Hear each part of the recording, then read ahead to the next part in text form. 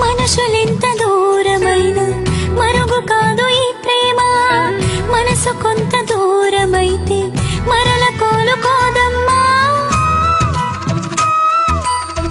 అప్పుడప్పుడు త్యాగం చేస్తే దైవమొచ్చి కాస్తాడు.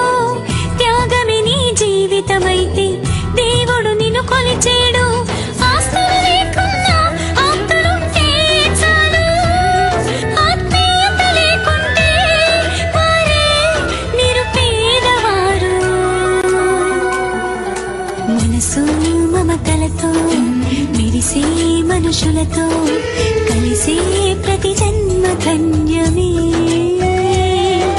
సిరులు సొగసులతో మునిగే బ్రతుకులలో మిగిలేదొక వింత శూన్యం.